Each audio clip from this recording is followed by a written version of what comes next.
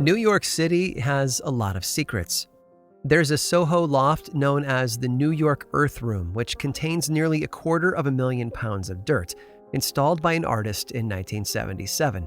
There's a World War I fighter plane sitting on top of a 26-story building on Water Street, and there's even a 25-foot waterfall in a park on East 51st Street between 2nd and 3rd Avenue. But few are aware that there's a deeper secret, one that's tucked away where most will never see it. And it all starts back around 1910, when construction began on Grand Central Terminal. At the same time, they built a power plant that supplied energy to the terminal and the surrounding tracks, complete with its own set of tracks and a platform so that cargo trains could carry the plant's waste away. But in 1930, the plant was torn down, and a hotel was built on the same spot. It was a clean start, with everything built from scratch. Well, except for one thing. They left the tracks and the platform underground, and even connected it to the hotel by way of an elevator. And beginning with Franklin Delano Roosevelt, American presidents have used the secret train station, hidden away beneath the iconic Waldorf Astoria. There's something powerful about a buried secret. From the legends of pirate treasure beneath the sands of some tropical island, to the academic work of tireless archaeologists, the idea that things can be hidden beneath our feet has never been up for dispute. Countless Hollywood adventure films stand as a testament to that. But it goes beyond secret train stations and forgotten public works tunnels. Over the centuries, humans have learned to use the underground like a tool, hiding away more than just treasure. From bodies to bunkers, we've been putting reminders of our own failures and mistakes into the ground, hoping that out of sight can truly be out of mind. Sometimes those things are hidden far away from prying eyes and never see the light of day again. Every now and then, though, someone with a shovel digs in just the right place, and forgotten history is uncovered, exposing a story to the world that paints a tragic and sinister picture. And of all the locations with a buried past, few can hold a candle to the dark history of one city in particular. Scotland's very own, Edinburgh. I'm Aaron Mankey, and this is Lore.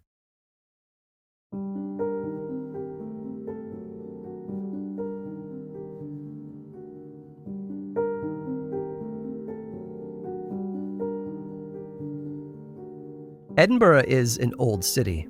In fact, people have been living on or near Castle Rock, that volcanic hill that Edinburgh Castle sits atop, for thousands of years.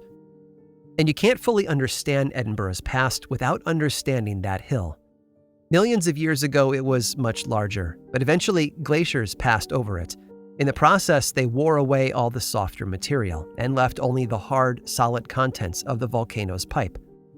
In the process, much of the material that was broken off was dragged in a line away from the hill, creating a sort of tail. And early settlements in Edinburgh focused on those two features, the crag or hill and the tail that extends eastward from it.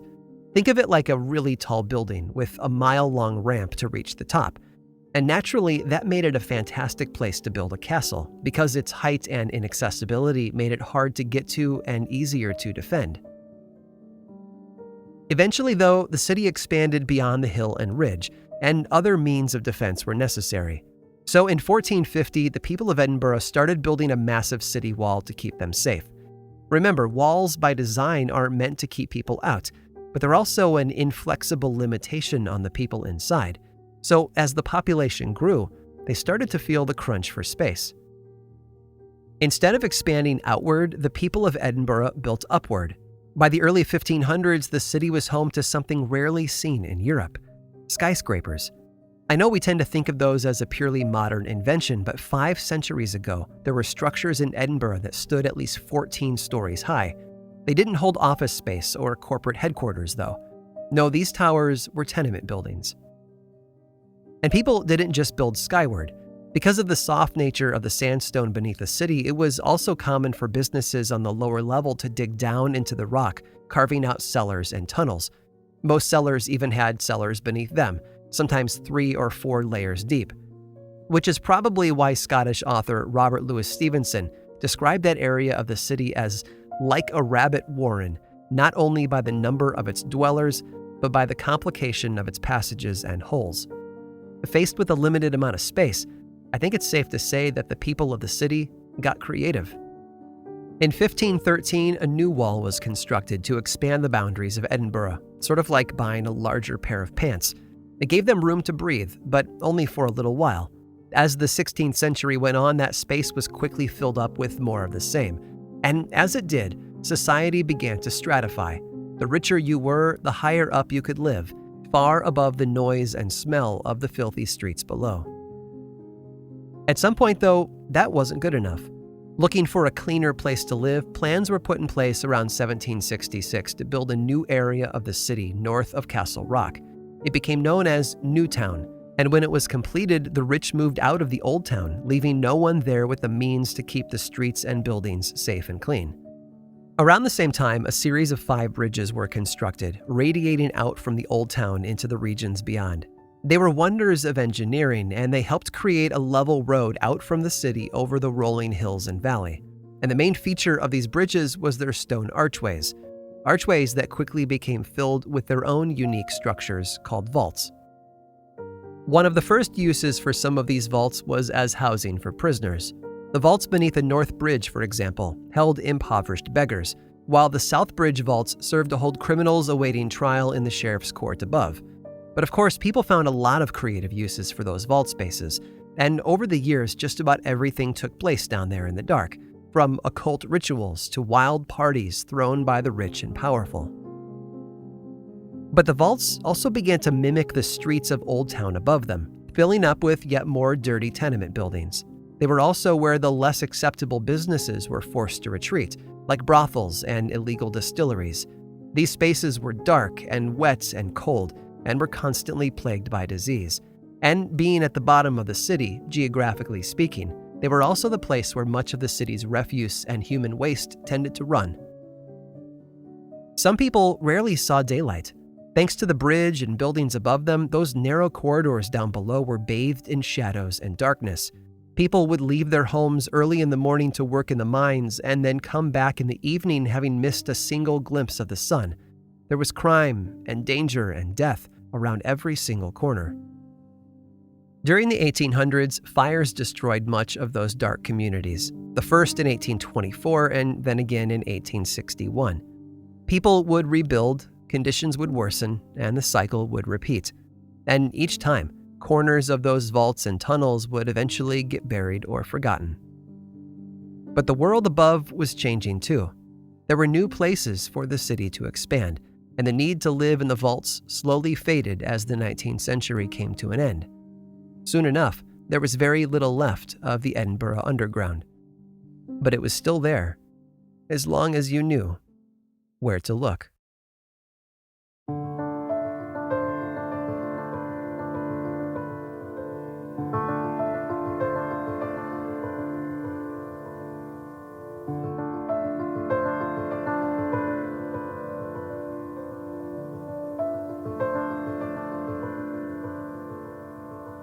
Nothing really goes away. The tragedy of the past is a lot like a physical injury. They usually heal, but they often leave a scar, and Edinburgh has its own fair share of scars. I mentioned the bridges earlier, built in the latter part of the 18th century, but I wanted to go a little deeper on their use. You see, Edinburgh isn't a city built around just one hill. What we can see today actually spans 7 of them, although those are much smaller than Castle Rock for sure. And the reason why we can't see them is that those bridges cover them up. At first, they were just bridges, but soon enough, buildings were constructed along their sides. Then, over time, the gaps were filled in until eventually it became impossible to see what was below them. Well, that's mostly true, because those spaces were used, but we'll get to that in a bit. When the South Bridge was completed in 1788, the city planned a big ceremony to open it. There was a woman in the area who was loved by everyone, a socially active widow of a respected judge, who also happened to be the oldest person living in the city. So she was invited to be the first pedestrian to cross the bridge. Sadly, the day before the ceremony, she passed away. It was a setback for the city's plans, but they found a way to make it work. It's recorded that they hired a hearse, placed her coffin inside it, and then carted her body from one end to the other. Aside from the obvious poor taste in using a person's body as a prop in some official ceremony, which I think we can all agree might not have been the best decision, there's also the matter of superstition. Knowing that the first person to cross the South Bridge was dead seemed to set a new expectation in the minds of the people who used it. But life went on for everyone anyway. Buildings were built along the sides of the bridge, and businesses moved in. Still more set up shop in the vaults below them, in the spaces between the stone spans of the bridge itself. But they didn't last long. Those vaults turned out to be inhospitable, with water that leaked in, bringing unsuitable conditions with it. Within a decade of opening, businesses were already moving out of the South Bridge. In their place, the bridge became home to those who had less control over their own safety. Poor refugees from the Highlands, Irish immigrants, wanted criminals, and the poorest of Edinburgh's citizens. And those vaults, hidden away from the prying eyes of the world above, became home to rumor and fear. Infamous body snatchers Burke and Hare were said to have used the vaults, although there's no proof of that. But it's certainly easy to see how it could be true, given the shadowy world that existed down there below. What is certain is that despite the horrible conditions and dangerous occupants, those dark and filthy vaults were used as a home by countless people. In fact, when they were excavated 2 centuries later, all sorts of objects from normal everyday life were uncovered, from buttons and pipes to cooking utensils and toys. But that's not all they left behind. If the stories told over the years are true, there's something else down below the South Bridge. After those excavations were completed in the mid-90s, a number of tours were set up in the vaults, allowing tourists to pass through and experience those dark spaces for themselves. One vault was even waterproofed and turned into a practice space for musicians, although there were constant, almost supernatural, some might say, issues with lighting. One tourist claimed to feel hands grab her from behind, only to turn around and find no one there. Others have felt cold spots or captured strange orbs in their photographs, although those are admittedly incredibly subjective things that probably tell us more about our willingness to believe than anything else. Still, all added up, those details paint a mysterious picture. One tourist recalled feeling his backpack being opened while walking through one of the dark tunnels. When he turned to see who was trying to rob him, he found no one there at all.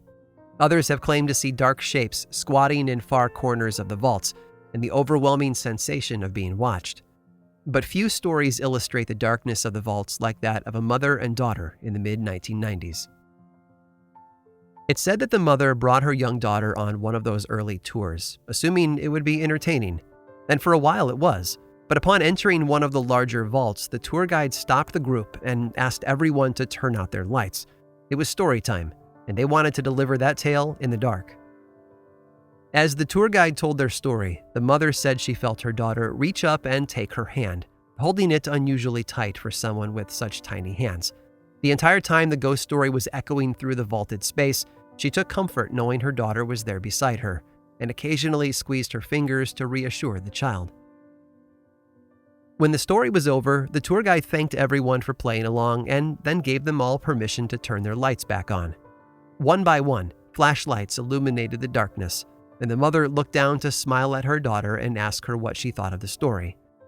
And then she froze. Her daughter wasn't there. Just seconds before, she had felt that small hand in her own and couldn't understand how the girl could have vanished so quickly. In a panic, she spun around, looking through the group for a sign of her daughter, but found nothing. And then her gaze wandered farther away, over to a shadowy corner on the far side of the vault. And there, moving slowly into the darkness, as if being guided by some unseen presence, was the shape of a little girl. The mother quickly retrieved her daughter, and they finished the tour without being separated again. But the experience certainly begs a question. If the little girl had wandered so far away, whose hand had the mother been holding?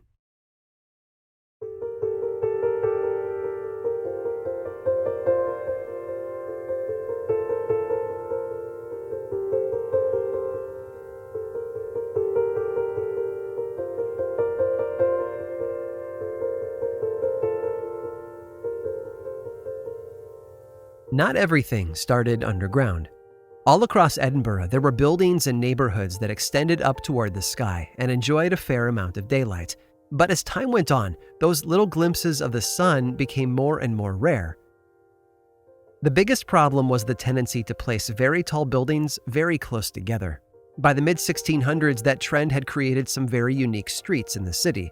They almost looked like canyons, where people could walk along the street below and visit shops and cafes, but the sky seemed miles above them.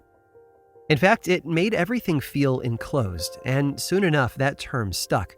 A narrow lane at the bottom of a man-made canyon became known as a close, and Edinburgh had a number of them thanks to its dense urban population. Most of the time, a close would be named after a well-known resident, although sometimes it took on the name of a particular trade that was practiced there. Names like Skinner's Close, Ladies' Stairs Close, and Bishop's Close get that point across clearly. One of the most famous of those tight little lanes was named after a wealthy woman named Mary King. She lived and worked along the Royal Mile back in the 1630s, raising her 4 children by herself after her husband's death and managing to build a thriving textile business. And she was so beloved that her name became permanently attached to the close. In 1645, however, something dangerous moved into Edinburgh: the plague. As you might imagine, the combination of infectious disease and close quarters meant that much of the city became deathly ill. There was no space to distance themselves from others, and that helped the plague spread like wildfire. It's estimated that by the time the outbreak was over, there were less than 100 people in Edinburgh that were healthy enough to serve in the town guard. Conditions in Mary King's Close were so bad that the local authorities literally walled it up, trapping the sick residents inside. When the quarantine was lifted 2 months later, plague doctors put on their beak-like masks and broke in, and then began the horrifying task of removing the dead. It's said that they used hatchets to cut the bodies into pieces that were easier to carry out, which is why some still refer to the place today as Bloody Mary's Close. But it's one story in particular that hints at the reputation that narrow lane had developed. In 1685, Scottish writer and mathematician George Sinclair published a collection of stories that were meant to prove the existence of the supernatural world to atheists, and in that book was a story that took place within Mary King's Close. As the legend goes, a young woman was seen carrying goods and furnishings into the close and was spotted by someone who lived nearby. After asking her if she was moving into Mary King's Close, the young woman nodded. In fact, she was moving in with a wealthy family there to work as their maid. So the man offered her a warning. "If you live there," he told her, "I assure you, you'll have more company than yourselves." His point was clear. Mary King's Close was haunted, so be prepared for unusual encounters. And as it happened, that young maid bumped into a number of other people that day who told her the same thing. So after much consideration, she told the lady of the house that she had decided to look elsewhere for work, and then went on her way. Of course, this troubled the lady of the house, who went to her husband and asked him to sell the house and move them out of the close. But the man, an attorney named Thomas Coulthart, simply laughed at her and told her to be brave. So his wife pushed the rumors aside and carried on. Not long after, though, she found herself reading in bed one evening when she felt the distinct sensation of being watched. Her husband was asleep beside her, so she scanned the room to see if anyone else might be there. And that's when she noticed the face of the old man. He was gray-haired and had a long beard, and somehow only his head was visible, as if it had pushed its way through one of the walls. And then, slowly, a long arm appeared below it, reaching out toward her. It's said that Mrs. Coulthart passed out at the sight of it, but when she awoke in the morning, she told Thomas all about the experience. Again, he laughed at her and told her it was all a dream. But later that day, he too would understand just how real it was, because the face and arm returned, and this time he witnessed it for himself. The couple were said to have spent the entire night in prayer together, begging God to remove the unnatural being from their home. They pleaded with the old man's face, and yet nothing sent him away. In fact, things became worse when the couple claimed that a number of unusual animals entered their room and began to dance before them. But somehow they held on and remained in their home through the night. The following morning, neither of them were laughing anymore. In fact, they had begun to think about moving away, to find a safer home elsewhere. But they would never have time to do so. Just days later, the man was found dead at home, With no sign of physical injuries, it would be fair to assume that something else finally got to him. Thomas Coulthart, it seems, had been frightened to death. In the years that followed, conditions in Mary King's Close only grew worse. Soon enough, it became impossible to rent out apartments in the neighborhood because of the rumors of the hauntings, and so the city tried offering homes free of charge. Even then, it was a hard sell. In 1750, a fire ripped through the close, destroying many of the tallest buildings, and the city quickly moved in to take advantage of the opportunity. They removed the damaged tops of many of the tallest buildings in the close, and then built a brand new structure on top of them. The Royal Exchange was meant to be a merchant center, but by 1811 it had transitioned into the home of the city council. Today it's known as the City Chambers, but no matter what the place is called, its foundation is more than dark. You see, in the process of building the Royal Exchange, Mary King's Close was essentially walled off. It was still accessible, but not easily, and that restricted the flow of residents and businesses who once called the place home. In 1902, the last known resident of the close, a sawmaker named Andrew Chesney, was forced out by the city, and the neighborhood was lost to time. But it's not entirely gone. Today, it's one of the most popular parts of Edinburgh's underground to take a tour of, having been reopened in 2003. And a number of people who work in the city chambers above it have reported their own encounters with the ghosts of Mary King's Close. Literally. Claims of unusual experiences and odd scratching noises have been talked about for years, leaving many who work there feeling a bit uneasy. Whatever the true cause of the noises might be, though, one thing is perfectly clear. No matter how deep we try to bury it, the past will always find a way to return.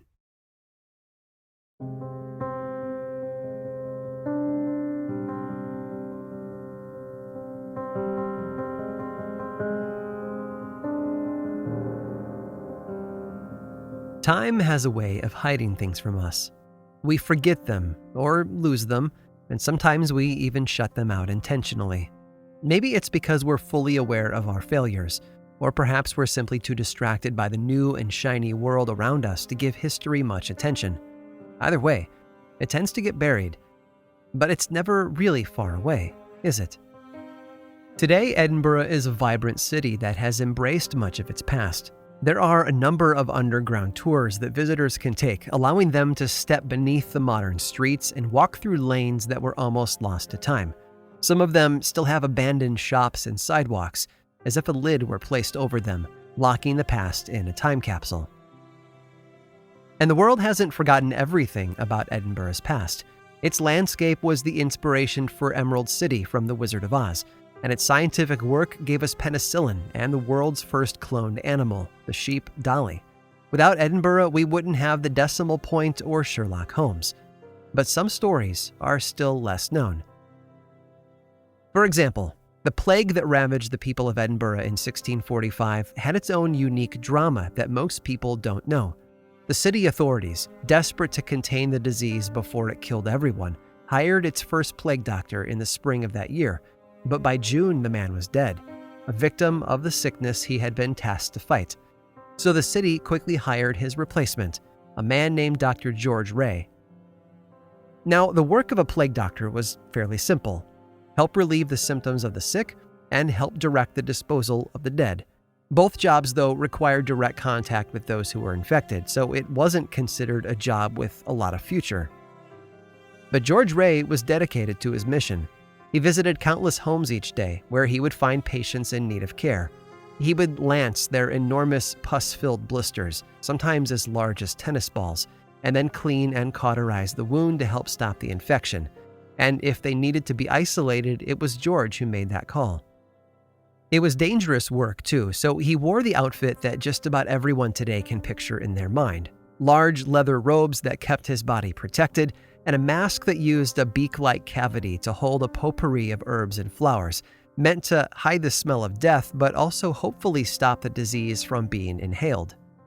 In every sense of the word, Dr. George Ray was a hero. And yet the city hired him assuming that he would simply be one of many plague doctors who would work and die before the outbreak was contained. And maybe that's why they promised him such a large salary, the equivalent of close to $25,000 per month. But George Ray somehow survived the pandemic. So naturally, when it was all over, he returned to the city officials to collect his paycheck, a paycheck that they had never expected to pay. So they stalled. For 10 long years, Dr. George Ray battled with the city of Edinburgh for the money he had been promised. His only crime, it seems, was that he had lived, and faced with such an enormous bill, the people in charge decided to see how long they could make him wait. It's said that George passed away a decade after the end of the plague, never having received the money he was owed. Like I said, time has a way of hiding things away from us.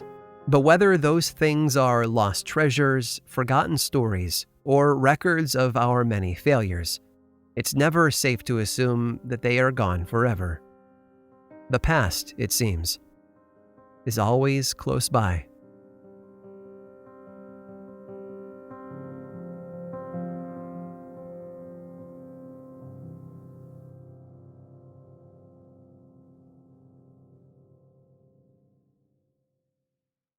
In a place as old as Edinburgh, it would be unusual to not find a bit of darkness hidden away in its past. So I hope you've enjoyed our brief journey through the underground history of such a storied city.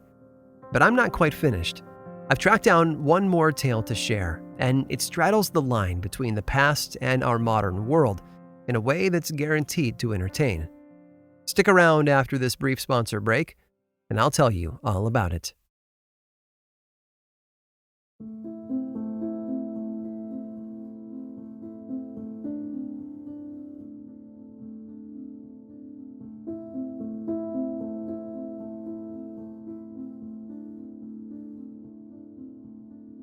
Edinburgh is like the ruins of a forgotten castle. It has a unique topography that's been slowly covered up over time, distinct lines or features that have been blurred until they're all but vanished. What we see today is vastly different than the city of 1450 or even 1750, which is why it's so important to look below. Today, if you visit the city, you'll most likely stop at Edinburgh Castle, still up there on Castle Rock watching over the surrounding landscape. And you'll probably hear people talk about the Royal Mile, which is the collection of streets that stretch for a mile between the castle and the Royal Palace to the east. What you don't see, though, is that the Royal Mile is that ancient natural ramp that I mentioned at the beginning of this episode. Over the years, so many bridges and buildings have gone up around the Royal Mile that it's easy to miss what lies beneath. But for the people who live in the city, those rumors and legends are never far away, especially if you own a business in that area. Centuries ago, there was a marketplace about half a mile east of the castle. Back then, much of the trade was managed using weights and measures, so a large wooden beam was set up for the merchants to use there. It would have looked like a cross, only with the cross beam designed to pivot as it weighed goods, and this weighing beam was called a tron. The marketplace is gone now, but echoes of it still remain. Specifically, the centuries-old church that stands near the location is still called the Tron Kirk, and just a stone's throw to the south, along the South Bridge, in fact, is the Tron Tavern, a tavern that was owned in the late 1980s by retired rugby player Norrie Rowan. When he took over the business, Rowan heard from a number of people about the building's location and past. There were rumors that tunnels still existed beneath this tavern that had once been part of the network of vaults and passageways below the South Bridge. And sometime in early 1989, he decided to test the stories out. Cutting through the floor in a back hallway near the restrooms, Rowan discovered that there was a space beneath it. This made him even more curious, so he just kept going. Soon enough, he was standing in a narrow stone passage and decided to follow it to see where it led. A dozen or so paces later, he hit a dead end. Being a rugby player, though, he opted to use strength to overcome his challenge. Taking a large hammer, Rowan proceeded to knock a hole in that wall, and when it was large enough, he climbed through, then right into another local business. He had somehow found his way down to a lower level, passed beneath the South Bridge, and then exited right into the back room of a shop on Nidri Street. And later that year, that hidden passage came in handy. The Romanian rugby team had come to Edinburgh for a match, and the players and coaching staff all converged on the Tron Tavern after it was over. Now, Romania at the time was under the control of a communist dictator, and one of the players there that night, a man named Cristian Radicanu, wanted out. So he approached Norrie Rowan and asked the tavern owner to help him defect. The trouble was there were a number of government operatives in the tavern keeping an eye on him. But Rowan had an idea. A little while later, Raducanu excused himself to use the restroom, slipped into the hidden passage, and re-emerged on Nidri Street a short while later. From there, he approached a police officer and formally requested asylum. And it worked. But not everyone gets out of the Edinburgh Underground. And no story makes that more clear than one that supposedly took place in the early 1800s. It tells of how the city council had been alerted to a discovery in the dungeons of Edinburgh Castle, and they went to investigate it for themselves. It was a tunnel. They could see that it extended off into the darkness, heading in an eastward direction that would have followed the line of the Royal Mile, but it was far too small for a grown man to enter, so they hired a child to do it for them. Now, children as young as 6 had often been employed by chimney sweep companies to help them with some of the more narrow jobs. So even though the notion strikes our modern sensibilities as irresponsible and even immoral, to the city council of that era, it was nothing more than a good idea. To help them track him as he moved, they gave the boy a small drum and told him to beat on it as he crawled. Then one of the men returned to the castle's gate and the start of the Royal Mile, and he listened. And there it was, the distant thumping of the drum. So he followed it. They say the city council was able to hear the drum and track its movement all the way to the Tron Kirk. But then, without warning, it went silent. The men waited, anxiously hoping that it was only a momentary delay. But sadly, the sound of the drum was never heard again, and the boy in the tunnel was assumed to be lost, or trapped, or even dead. The underground is another world. Most of it is hidden from us, and even when people get a chance to enter it, they're met with a strange new place, full of darkness and danger. Sometimes people go in and never come back out. But like I said before, the past is never really that far away. Locals today still whisper about the lost boy in the tunnel, and many who live or work near the old Tron Kirk have reported something unusual over the years. According to multiple witnesses, on nights when the streets around the old church are calm and quiet, it's possible to hear a faint, distant sound, echoing up from the pavement. It's the haunting sound of the rhythmic beating of a single, lonely drum.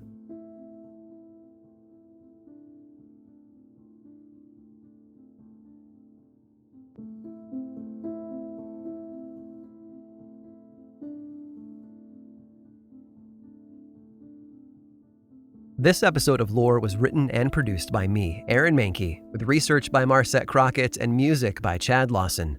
Lore is much more than just a podcast. There's a book series available in bookstores and online, and 2 seasons of the television show on Amazon Prime Video. Check them both out if you want more lore in your life. I also make and executive produce a whole bunch of other podcasts, including Aaron Mahnke's Cabinet of Curiosities and Noble Blood, all of which I think you'd enjoy. My production company, Grim and Mild, specializes in making shows that sit at the intersection of the dark and historical. And you can learn more about all of those shows and everything else going on over in one central place, grimandmild.com. And you can also follow the show on Twitter, Facebook, and Instagram. Just search for Lore Podcast, all one word, and then click that follow button. And when you do, say hi. I like it when people say hi. And as always, thanks for listening.